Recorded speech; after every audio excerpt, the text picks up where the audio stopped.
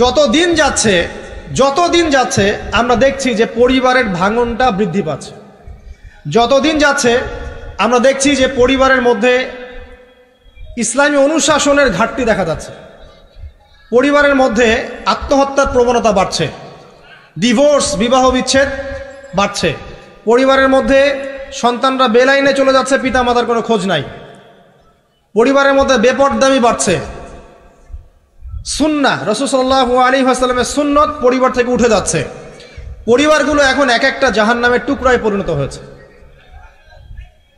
যে পরিবারগুলো ইসলামিক আদর্শে চলছে সেগুলোর মধ্যেও অনেক ফিতনা এখন ঢুকে গেছে।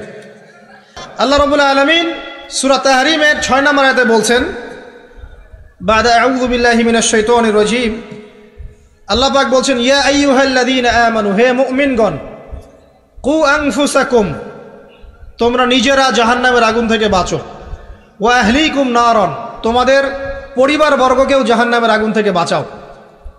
নিজে জাহান্নামের আগুন থেকে বাঁচো, পরিবার বর্গকেও জাহান্নামের আগুন থেকে বাঁচাও। আলাইহা মালাইকাতুন গিলাদুন শিদাদ, সেই জাহান্নাম থেকে বাঁচাও যেখানে আছে কঠোর মনের কিছু ফেরেশতা। লা ইয়াসুনাল্লাহা মা আমারাহুম ওয়া ইয়াফআলুনা মা ইউমারুন, আল্লাহ পাক বলছেন তাদেরকে আল্লাহ পাক যখন কোনো আদেশ করেন সেই আদেশ পালনে তারা বিন্দুমাত্র গাফিলতি করে না। কঠিন হৃদয়ের কিছু ফেরেশতা আল্লাহ রাব্বুল আলামিন রেখেছেন কোথায়? জাহান্নামে। এবং এই জাহান্নাম থেকে বাঁচার জন্য আল্লাহ পাক বলছেন তুমি নিজে আগে বাঁচো এবং পরিবার বর্গকে বাঁচাও। আসেন, কেন এই কথাটা বলতে হচ্ছে? কারণ এটা নিয়ে কথা বলতে হচ্ছে এই কারণে, কারণ পরিবার হচ্ছে একটা সমাজের গঠন একক। একটা সমাজ গঠিত হয় পরিবার নিয়ে। তো পরিবারগুলো যদি জাহান্নামের টুকরা হয়ে যায় তো ওই সমাজটাও দেখবেন জাহান্নামের টুকরা হয়ে যাবে।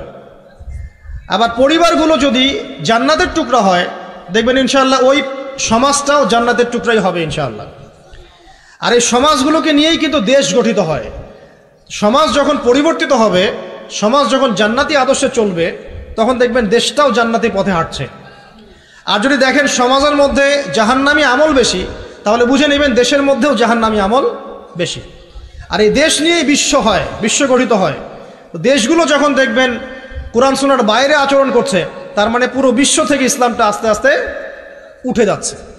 তাহলে শুরুটা কোত্থেকে হচ্ছে? ব্যক্তি থেকে।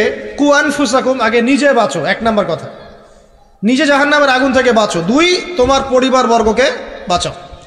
আমরা এখন বিশ্ব অর্থনীতি, দেশ, এগুলো নিয়ে পরে কথা বলবো।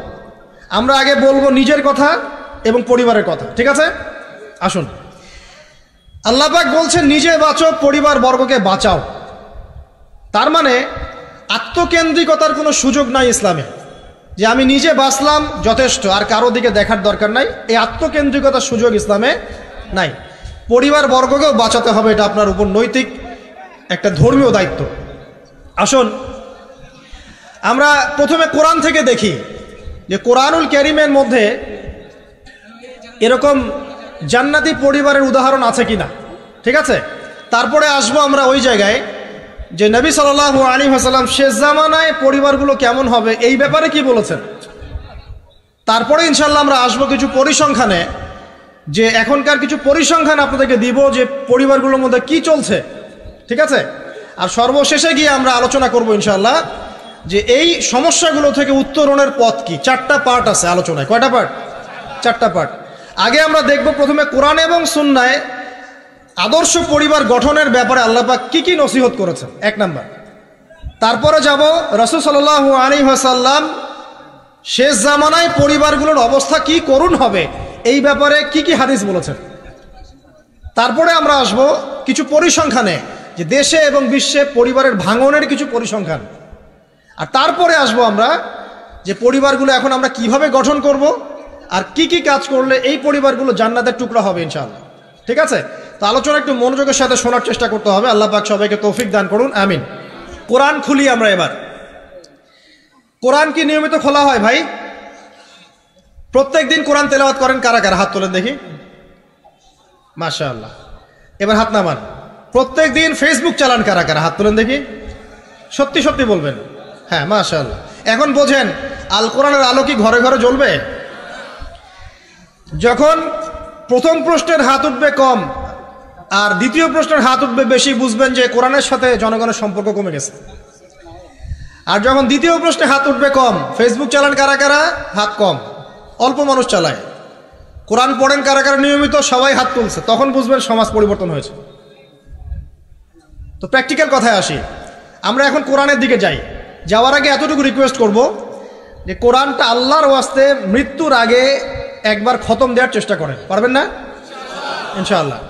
আল্লাহর ওয়াস্তে জীবনে একটাবার হলেও কোরআনটাকে অর্থসহ পড়ার চেষ্টা করেন ইনশাআল্লাহ। আর সামনে রমজান আসার আগেই কোরআনটাকে বিশুদ্ধ করে পড়বেন, তিলাওয়াত করা শিখবেন এবং একটা খতম দিয়ে শেষ করবেন। পারবেন? আল্লাহ পাক তৌফিক এনায়েত করুন। প্রত্যেক দিন 5টা 10টা করে পৃষ্ঠা পড়ার চেষ্টা করেন। পারা যাবে না? না, সময় কোথায় আমাদের? আমাদের সায়েন্স আছে, আর্টস পড়তে হয়, কমার্স পড়তে হয়, বিসিএস কোচিং করতে হয়, কম্পিউটার সায়েন্স পড়তে হয়, কত কি পড়তে হয়। আমাদের কি কোরআন পড়ার সময় আছে ভাই? হ্যাঁ, এগুলো শেষ করার পর যদি কোরআনে একটু সময় দেওয়া যায়, তখন 2-3 পৃষ্ঠা তাড়াতাড়ি পড়ে বন্ধ করে রেখে দেওয়া লাগে। তারপরে বের করবো কখন? ওই আব্বা মারা যাবে ওই দিন। তারপর বের করবো কখন? আব্বার 40-এর দিন, মায়ের 3 দিনের দিন, হ্যাঁ, বাপের বছর কির দিন। এইসব স্পেশাল দিনে আমরা কোরআনটাকে বের করব। যখন দেখবেন কোরআন আপনার বাসায় পড়ে আছে আর কোরআনের উপরে ধুলা জমে গেছে, তখন বুঝবেন যে আপনার কলমেও ধুলা জমে গেছে। আপনার কলমের মধ্যে এখন পরিচ্ছন্নতা নাই, নূর নষ্ট হয়ে গেছে। এই কারণেই তো কোরআনের উপর ধুলা পড়েছে। সুবহানাল্লাহ। যেই কিতাবের ফলে আল্লাহ রাব্বুল আলামিন মুসলিমদেরকে সর্বোচ্চ সম্মানিত করেছেন, ওই কিতাব এখন মুসলিমরা পড়তে চায় না। দুনিয়ার সব পড়তে চায়, এটা পড়তে চায় না।